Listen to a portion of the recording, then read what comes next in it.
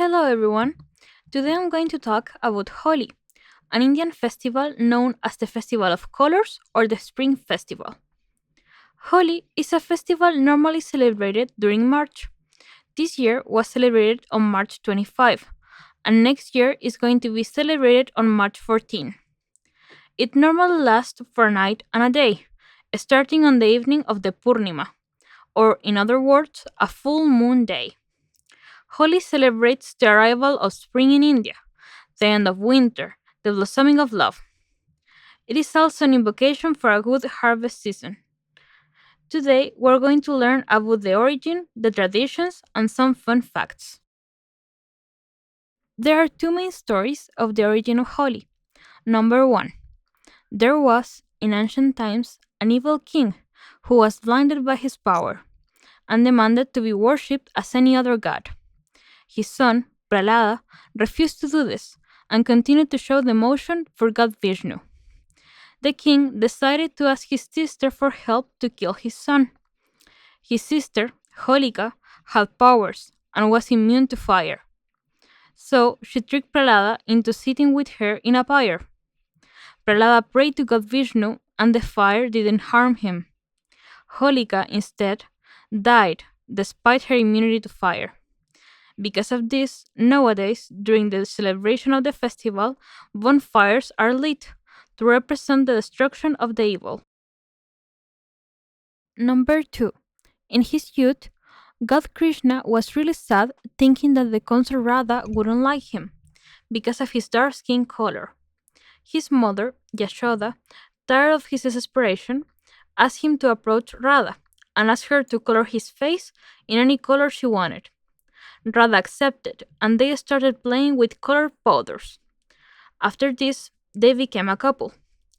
Ever since, the playful coloring of Radha and Krishna has been commemorated throwing different colored powders. These powders have a specific name and a specific meaning.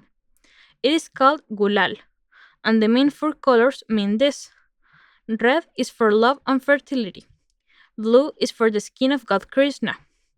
Yellow is the color of the turmeric, and green is because of spring and new beginnings.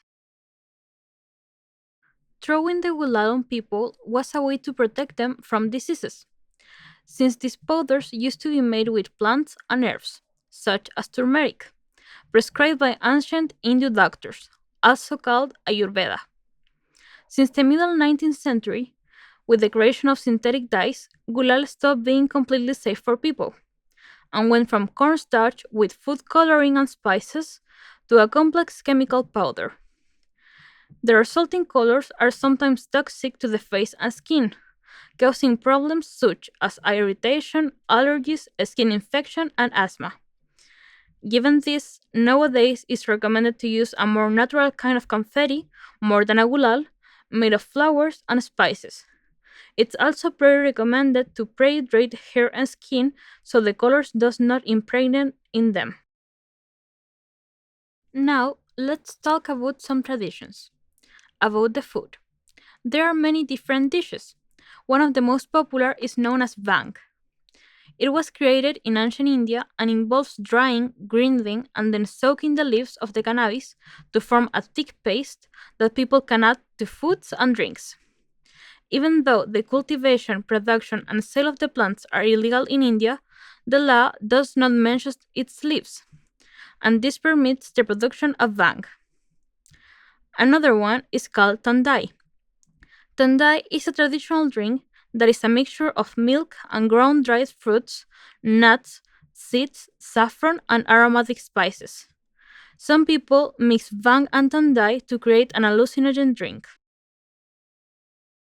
Among other foods, we can find namak para, a bite-sized, diamond-shaped and deep-fried savory snack. Masala madri, that it's like a cracker made with flour, cotton seeds, and blend of spices, that it's deep-fried until golden. And malpua, a traditional pancake made of flour, milk, and cardamom, is also deep-fried and then soaked in a sugar syrup. Mostly, all of the side dishes and sweets are deep-fried. At the end, Holi is also a time for togetherness and celebrating with loved ones.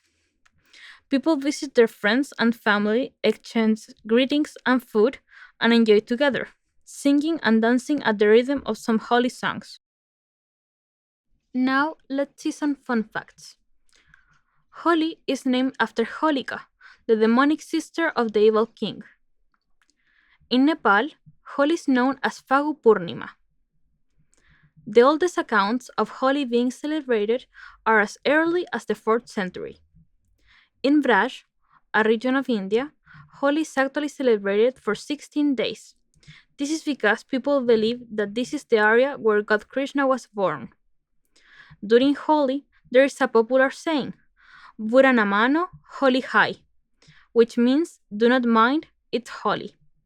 Other countries that have big holy celebrations include Fiji, Mauritius, Guyana, Bhutan, Trinidad and Tobago, Pakistan, and the Philippines.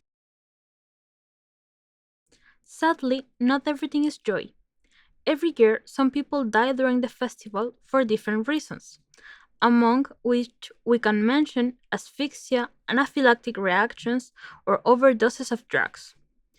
This year, lamentably, 8 people died, including 2 children, but for other reasons.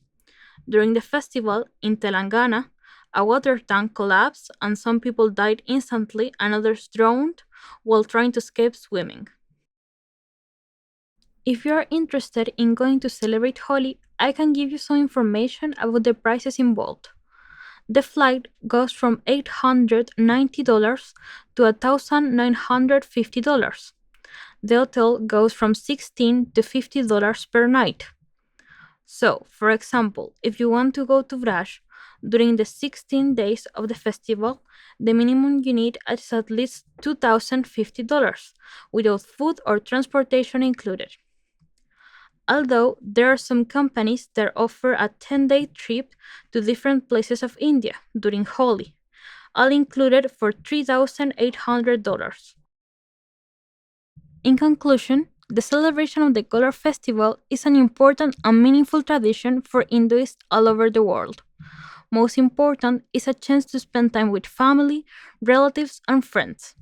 There is a lot of interesting history behind this celebration, and personally, I really like learning more about a different culture. I hope you enjoyed this presentation as much as I like preparing it. Thank you.